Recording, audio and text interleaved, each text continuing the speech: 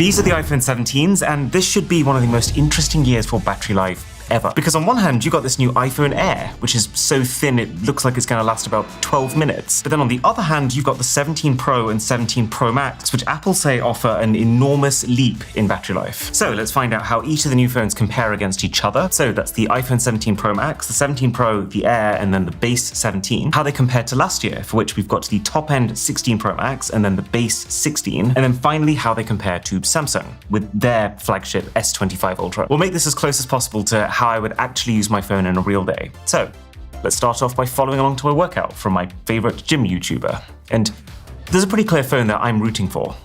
This one, the base iPhone 17. Because this guy has already inherited just about every previously pro iPhone feature you could want. So if it also has pro battery life, then I mean, that's it. Almost no one ever needs to spend more to buy a Pro again. Okay, that's our gym session done. It's actually been a full hour since we unplugged the phones. So there is absolutely no way that the 17 Pro Max and the 16 Pro Max over here are not lying to me right now with this 100% remaining figure. Get out of here. But it's definitely too early to draw any kind of conclusions. So let's jump over to Slack. This is what we use in our team to talk to each other. I'm going to ask everyone to compliment or roast the iPhone 17 phones. Your choice. And while we wait to see if a single person decides to compliment, we should talk about the elephant in the room with this generation. The iPhone 17 Pro and the Pro Max are now different depending on which country you buy them in. So some countries like the US will sell the eSIM only versions and others will sell the physical SIM versions, which we've had before, but the difference this time is that the eSIM versions actually have a larger battery capacity, about 5.5% bigger for the Pro Max and almost 7% on the normal size Pro. And to be fair, I think in concept, this is great. I totally get why Apple is so keen to axe physical SIMs. Like, the only benefit of them is that they make it a bit easier to switch from one phone to the next for some people. But in a modern 2025 flagship phone, where most other things are being optimized on like a nanometer level, it does feel pretty wasteful to have this random large chunk of plastic, which needs its own SIM tray and SIM reader and housing. And the difference in battery you're getting by removing this stuff, 5.5% and 7%, these are pretty enormous numbers. Like, that's actually bigger than the average difference in battery capacity between generations of iPhone. Okay, that's probably enough of Slack.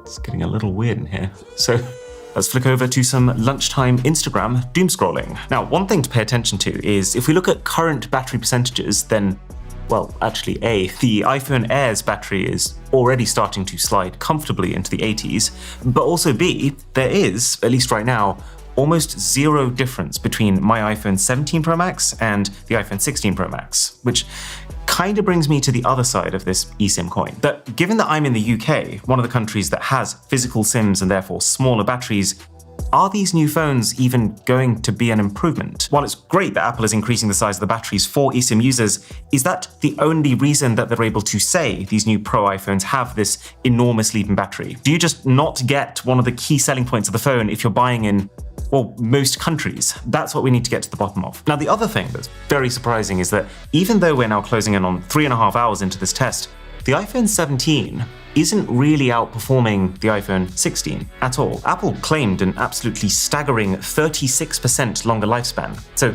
even though you kind of expect not to see the fully optimal figure in real life, it's very surprising that we're not seeing any improvement right now. Bear in mind, we've done a lot of things to control this test. Like, all phones are on their latest software. The room is set to a controlled 16 degrees C to be the average of indoor and outdoor temps with a fan blowing at them at all times, etc., etc. And so this should be a 100% apples to apples comparison. The only thing I can assume is that because Apple measures battery just using video playback time, which is like the thing that would benefit from the new ProMotion display on the iPhone 17, maybe that figure doesn't very well capture the varied, messy reality of using lots of different kinds of apps. So we are now approaching the 5-hour mark, which it's actually kind of crazy in itself. Like, when I first started doing these battery tests years ago, some phones were starting to die at this 5-hour point. And yet here we have the iPhone 17 Pro Max currently in first place with 73%, the 16 Pro Max still on 71%, and then the Samsung very close behind with a sweet, sweet 69%. So now, after subjecting myself to an hour and a half on X, which It's more than any sane man should have to do. Let's unwind by opening some Pokemon booster packs. One thing I was quite concerned about, but that doesn't actually seem to be causing any issues here, is iOS 26. When I was running the beta on my own phone, this software didn't just drain my battery, it waterboarded it. But I guess now we're in the final release, the optimizations have come through. And I gotta give credit, considering that there are now like a bajillion lighting calculations occurring every time you do simple things like pull down your notification shade. It's pretty impressive that it's not completely killing the battery, potentially helped by the new adaptive power mode, which makes the software now much more aggressively cut down on background apps and processes. Now it's time to really cause some pain. We're going to open up the cameras, flip over to the front, and record 4K video at 60 frames per second. And this is one of those tasks in which optimization is only going to help you so much. You can pretty quickly notice the iPhone Air starting to drown, which makes sense if you think about it. Like, this phone has a screen that's larger than the base iPhone, so that's going to need more power. It's got the A19 Pro chip, which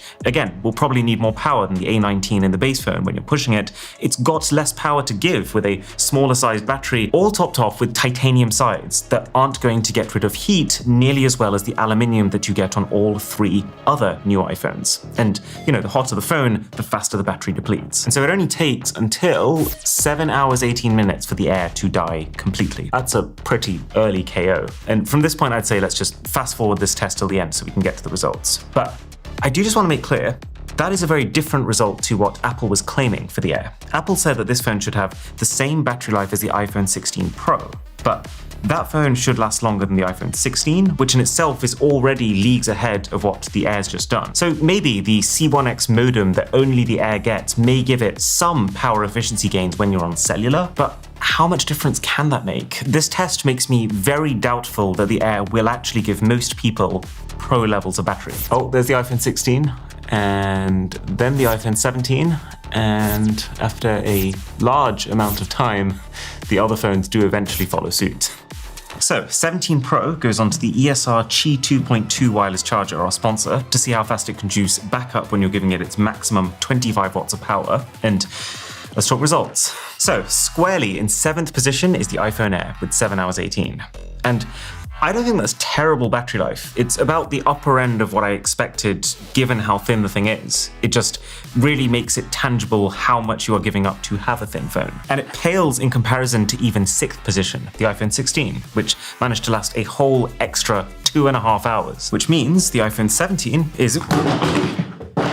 which puts the iPhone 17 in 5th position with 10 hours 28. And I'm glad to see that it is conclusively better than the 16s, but I gotta say, I did also expect that gap to be larger. 4th is the iPhone 17 Pro, which I can show you while it's on this charger. Again, pretty small step up from the 17. I mean, this has been true for every single generation in my experience. The battery life you get is not really about whether you go Pro or not. It's really just what size of phone do you get. Because that leaves all of the big guys. So in 3rd is the Samsung Galaxy S25 Ultra with a pretty monstrous 11 hours 58. Then the iPhone 16 Pro Max did even better.